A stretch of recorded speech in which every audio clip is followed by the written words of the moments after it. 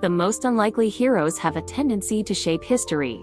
This is the amazing story of Joan of Arc, a young peasant girl who climbed from obscurity to become a national hero and lead the French army to triumph. France was in disarray at the beginning of the 15th century.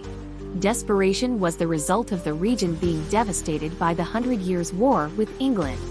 Large portions of French territory were under the English and their Burgundian allies' power, and the French monarchy was feeble. Hope was hard to come by and the future of France looked dismal.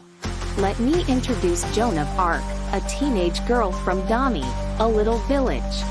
Joan was raised by poor farmers and never received any official schooling or military training. However, she asserted at an early age that she heard voices from saints and had visions directing her to protect France from its enemies and see to it that Charles VII was made king.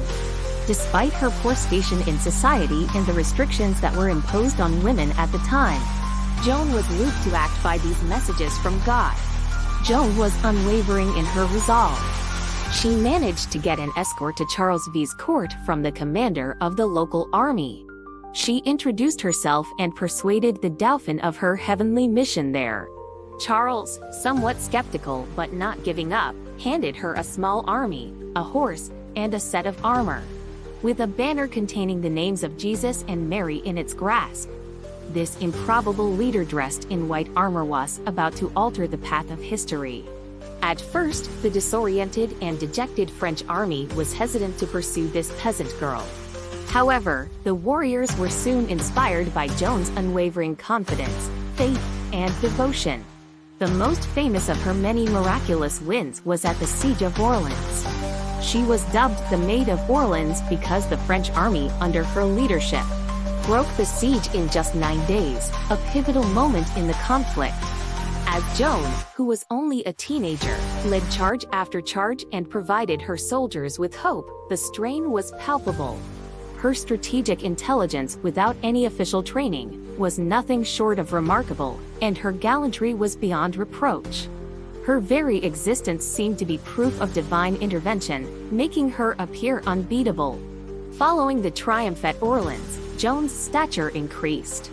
She advocated for the crowning of Charles VII in Reims, a place located deep within enemy territory. She led her forces into hostile territory against all obstacles, taking towns and fortifications in the process. Charles V's coronation in July 1429 was a historic event that cemented both his authority and Joan's status as France's rescuer. However, Joan's victory was fleeting. She was taken prisoner by Burgundian forces in May 1430 and given to the English. Her trial consisted of numerous political and religious plots and was a mockery of justice. She was labeled a heretic and witch despite her passionate defense and unshakable faith. At the age of 19, Joan of Arc was burnt at the stake on May 30, 1431. The unexpected turn of events is that Joan's narrative did not finish with her passing. Rather, it preserved her as a martyr and a representation of the resistance and togetherness of France.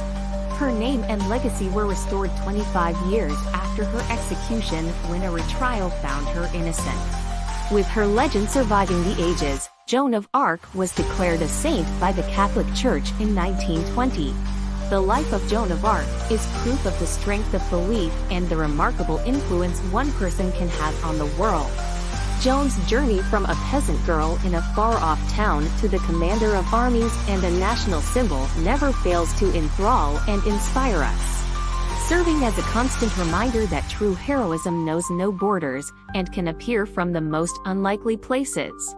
Thus, keep in mind the peasant girl who triumphed against all odds, guided her nation to victory, and altered the path of history the next time you hear the name Joan of Arc.